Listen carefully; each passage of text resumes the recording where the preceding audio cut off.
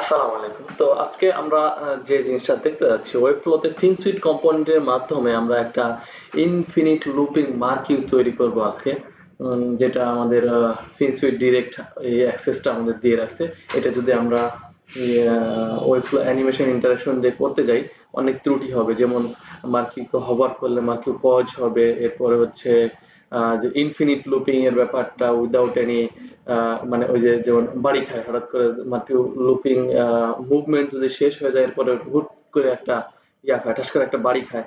তো এই সকল যত প্রতিবন্ধকতা আছে এইগুলোকে মাথায় রেখে ফিনসুইট কম্পোনেন্ট আমাদেরকে একটা মার্কিউ অ্যানিমেশন তৈরি করার জন্য আমাদের অ্যাক্সেস দিয়েছে। তো দেখুন আমি কিভাবে খুবই সহজ ওয়েতে এই মার্কিউ অ্যানিমেশনটা তৈরি করে পারি। তো চলুন শুরু করা যাক। ওকে, আমি আমার স্ক্রিন শেয়ার করছি। আচ্ছা, দেখুন এইখানে আমি ওয়েবফ্লো ডিজাইনার প্যানেলটি ওপেন করেছি এবং এখানে আপনারা দেখতে পাবেন যে আমি কোনো ডিজাইন এই পেজে রাখিনি। ওকে, ডিজাইন এই পেজে রাখিনি। তো প্রথম কাজ যেটা আপনাদের হবে, ফার্স্টে আমরা লেফট প্যানেল থেকে যে অ্যাপস যে আইকনটা আছে অ্যাপসে ক্লিক করব। অ্যাপসে ক্লিক করে এখানে সার্চ করব ফিন্স উইথ কম্পোনেন্ট। এই যে দেখেন কম্পোনেন্ট চলে আসছে। হ্যাঁ, ফিন লেখার সাথে ফিন্স উইথ কম্পোনেন্ট চলে এসেছে। আমার এখানে লেখা আসছে লঞ্চ। তো আমি এটা আগে ইনস্টল করেছিলাম যার কারণে লঞ্চ লেখা লেখা আসছে। আপনাদের এখানে ইনস্টল লেখা আসবে। ওকে, আমি ফিন্স উইথ কম্পোনেন্টটা লঞ্চ করি। লঞ্চ করার পরে দেখেন এখানে ওরা আমাদের কি কি অ্যাক্সেস দিবে দেখেন। কুকি কনসেন্ট, স্লাইডার, মার্কিউ, টেবিল, এরপর হচ্ছে নাম্বার কাউন্ট। হ্যাঁ, তো আমি আজকে আপনাদেরকে যেটা দেখাবো সেটা হচ্ছে মার্কিউ। মার্কিউটা হচ্ছে কি নিউ। ওকে, তো এইখানে আমি মার্কিউতে ক্লিক করলাম। মার্কিউতে ক্লিক করলে মার্কিউটা জেনারেট হচ্ছে। FS marquee already exist in the site. আমি সম্ভবত এই সাইটে আগে একবার মার্ক ইউজ করছিলাম। আমি ক্লাস নেমিং গুলো একটু করে আসি, রিমুভ করে আসি। এক মিনিট, এক্সিস্টিং যে ক্লাস নেমিং গুলো থাকবে সেগুলো আমি রিমুভ করব। ওকে, আনইউজড ক্লাস নেমিং গুলো নাই। বা অলরেডি এটা কেন বললো। ওকে, আবার দেখি, আমরা ট্রাই করে দেখি। সম্ভবত সাইটটাকে পেজটাকে রিলোড দিতে হবে। রিলোড দিলে ওটা আর আসবে না। আমি একবার তৈরি করছিলাম টেস্টিং পারপসে, যার কারণে হচ্ছে এরকম দেখাচ্ছিল। ওকে, তো আবার অ্যাপসে ক্লিক করলাম। অ্যাপসে ক্লিক করার পর এটাকে কি করব, লঞ্চ করব। লঞ্চ করে জেনারেট হচ্ছে। মার্কিউতে ক্লিক করলাম। মার্কিউ জেনারেট হচ্ছে। দেখা আসছে যে অলরেডি এক্সিস্ট এফএস মার্কিউ। আমরা এটাকে এফএস মার্কিউ 1 দিলাম। ঠিক আছে, যদি এক্সিস্ট করেই থাকে। Select body or any Depp block. এবার হচ্ছে আমরা একটি ক্লাস নেম সিলেক্ট করব যেখানে মার্কিংটা কি করব, অ্যাপ্লাই করব। ওকে, এই ডিভ ব্লকটা সিলেক্ট করলাম।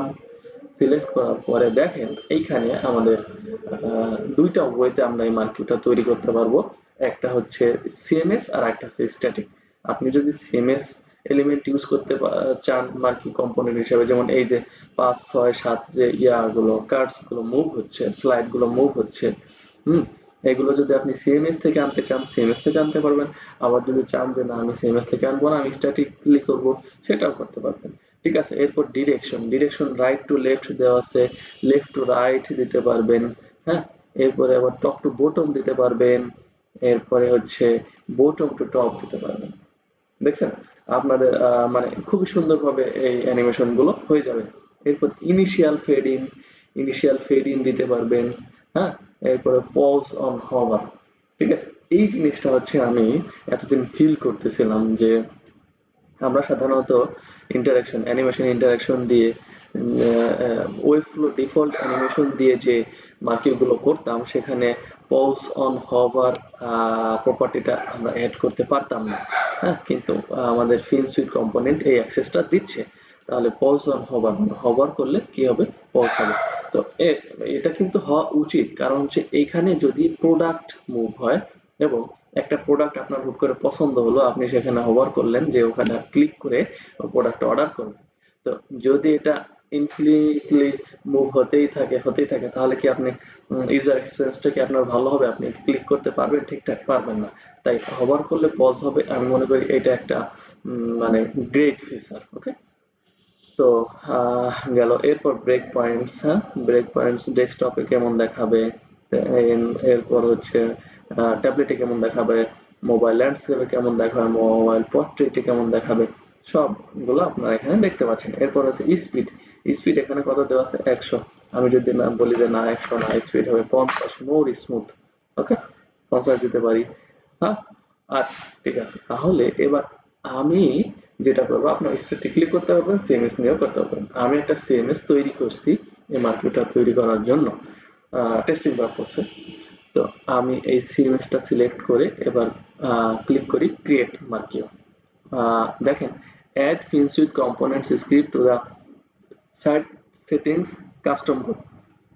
আপনি যখন কনফার্ম করবেন তখন এই সাইটের সেটিংসে কিছু কাস্টম কোড অটোমেটিক্যালি অ্যাড হয়ে যাবে। আপনি ওই কাস্টম কোড রিমুভ করবেন না। যদি রিমুভ করেন তাহলে মার্কেটটা সচল থাকবে না, আর যদি রিমুভ না করেন তাহলে মার্কেটটা চলবে। তো আপনাকে অ্যাড করতে হবে না, কনফার্মে ক্লিক করার সঙ্গেও এখানে কিছু কাস্টম কোড অ্যাড হয়ে যাবে। আচ্ছা, আমরা তাহলে এবার কনফার্ম করি। ঠিক আছে, দেখেন এই যে আমার ডি ব্লকের মধ্যে কি চলে আসছে, মার্কিউ ইনস্ট্যান্স, মার্কিউ ওয়ান ইনস্ট্যান্স চলে এসেছে। ঠিক আছে, এবার একে আমরা কি করব,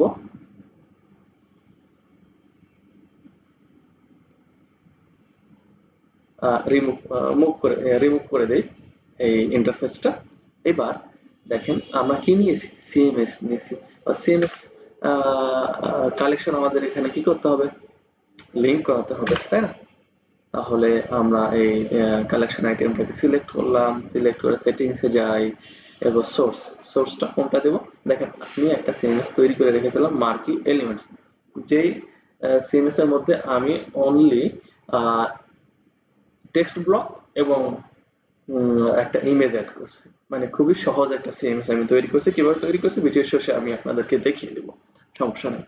আচ্ছা, তাহলে আমি কি করলাম, কানেক্ট করলাম আমার ইয়াটা, কালেকশন আইটেমটা, কালেকশন লিস্টটা কানেক্ট করলাম। কানেক্ট করার পরে এইবার হচ্ছে কম্পোনেন্টস। এইখানে দেখেন একটা প্লেস হোল্ডার ওরা অটোমেটিক্যালি দিয়ে রাখবে, আমি প্লেস হোল্ডারটা রিমুভ করে দেবো। এর মধ্যে আমি নিব হচ্ছে একটা ডিপ ব্লক। ডিপ ব্লক নিলাম। ডিপ ব্লক এর মধ্যে আমি একটা ইমেজ, এটা হচ্ছে আমার ইমেজ। এবার এই ইমেজটাকে কার সঙ্গে কানেক্ট করাবো, এই যে আমি যে মার্কিং ইমেজ নিয়েছিলাম সেই ইমেজটার সঙ্গে কানেক্ট করাবো। ঠিক আছে, আমি সাধারণত 10টা মার্কিং ক্রিয়েট করেছিলাম। এইখানে মার্কিউ আইটেমটা কেন পেলো না?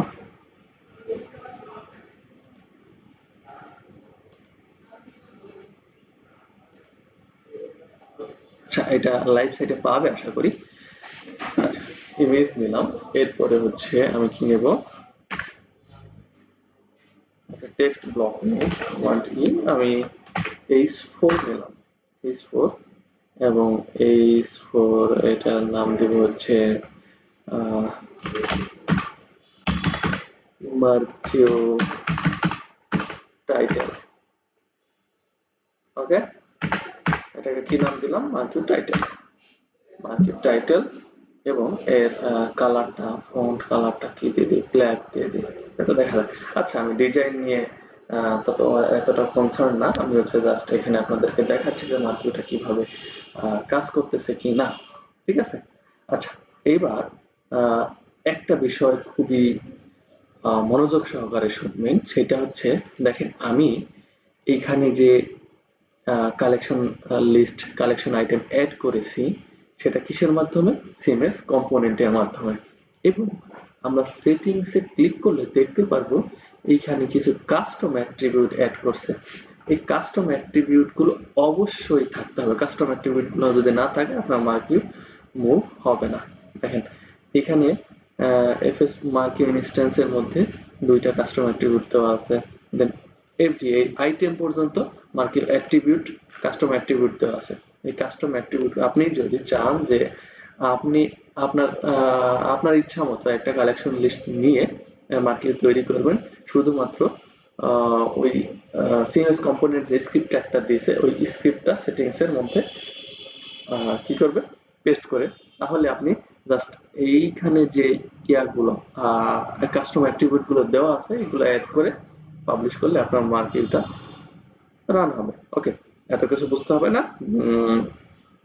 আমরা ওইভাবে করবো কেন, আমাদের ডিফল্ট অপশন যেহেতু সিএমএস ফিনসুইট কম্পোনেন্ট আমাদের দিচ্ছে, তাহলে আমরা এইভাবেই করবো। আচ্ছা ঠিক আছে, এবার দেখি আহ, এই ইয়াটা কাজ করছে কিনা, মার্কেটটা কাজ করছে কিনা। আমরা এটাকে পাবলিশ করি, একটু অপেক্ষা করবেন। পাবলিশ হচ্ছে, পাবলিশ হয়ে গেছে। এবার দেখি মার্কেটটা কাজ করছে কিনা। এই দেখেন কত সুন্দর ভাবে স্মুথলি কি হচ্ছে, মুভ হচ্ছে। কোন দিকে মুভ হচ্ছে? রাইট টু লেফটের দিকে মুভ হচ্ছে। এবং আমি আর একটা অপশন অ্যাড করেছিলাম, কি অপশন? যে হভার করলে এটা কি হয়ে যাবে, পজ হয়ে যাবে। সেটা হচ্ছে হভার করলে পজ হচ্ছে। আচ্ছা, এখানে স্টাইলিং এর কিছু ব্যাপার স্যাপার আছে যার কারণে এখানে দেখা যাচ্ছে যে কিছু গ্রে কালার অ্যাড হয়েছে, বাট এখানে অ্যাড হয় নাই। আপনারা করে নিতে পারবেন, সমস্যা নেই। আহ, তো এটাই ছিল হচ্ছে আজকের টিউটোরিয়াল। তো ভিডিওটি যদি ভালো ভালো লেগে থাকে তাহলে লাইক করবেন এবং কমেন্ট করবেন। পরবর্তী ভিডিও তৈরি করার কোন বিষয়ের জন্য, বিষয়ের উপর ভিডিও তৈরি করা যায় সেটা কমেন্ট করে আমাকে জানাতে পারেন। আমি কন্টিনিউয়াসলি আপনাদের জন্য ভিডিও প্রোভাইড করতে থাকবো ইনশাল্লাহ।